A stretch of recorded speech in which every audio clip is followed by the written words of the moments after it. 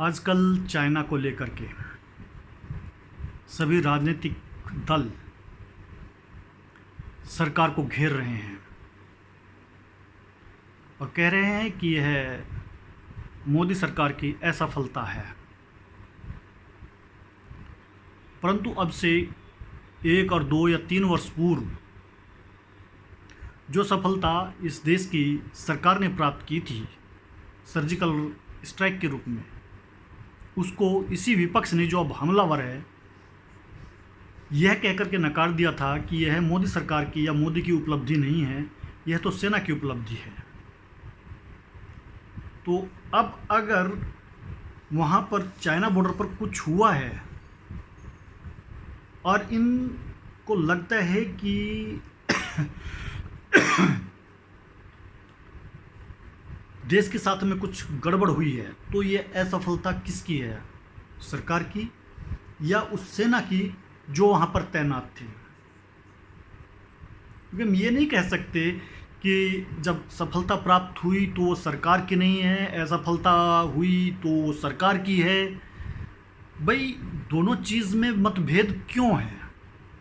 या तो आप ये कहिए कि वो सफलता जो सर्जिकल स्ट्राइक थी, दोनों की दोनों, वह सरकार की सफलता थी, आपको उस पर सबूत नहीं मांगने चाहिए थे।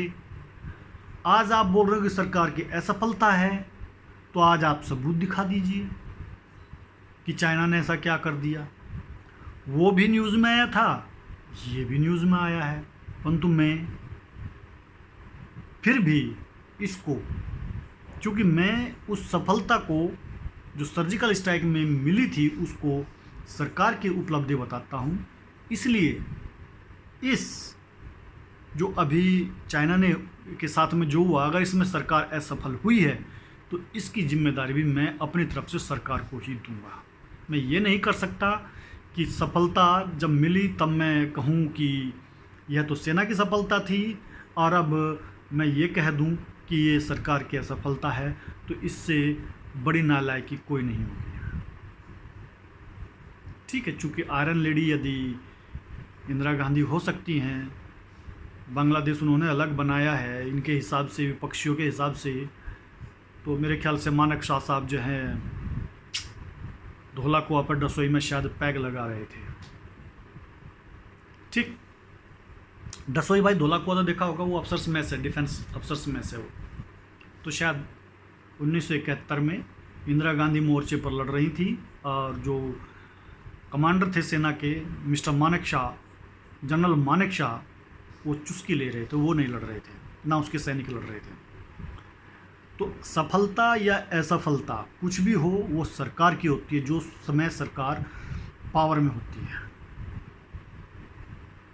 हाँ, हम श्रेय दे सकते हैं सेना को, ऐसा नहीं है कि हमें नहीं देना चाहिए, ज़रूर देना चाहिए, उनसे उसकी हौसला अफजाई होती है। यदि वो एक बार को नाकाम हो तब भी उसकी हौसला अफजाई हमको बरकरार रखनी चाहिए। ठीक है, हमें उनका उत्साहवर्धन हर समय करते रहना चाहिए।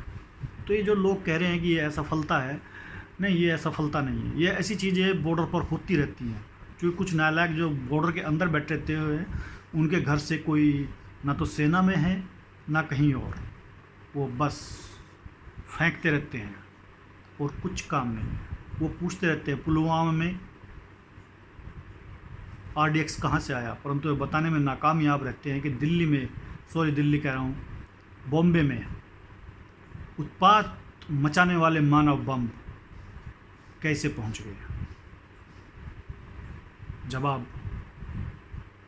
उनसे भी पूछा जाना चाहिए, उनको छोड़ा नहीं जाना चाहिए। यदि आप पुलवामा पूछ रहे हैं तो फिर बॉम्बे भी पूछिए, फिर दिल्ली बम ब्लास्ट भी पूछिए, बॉम्बे बम ब्लास्ट भी पूछिए।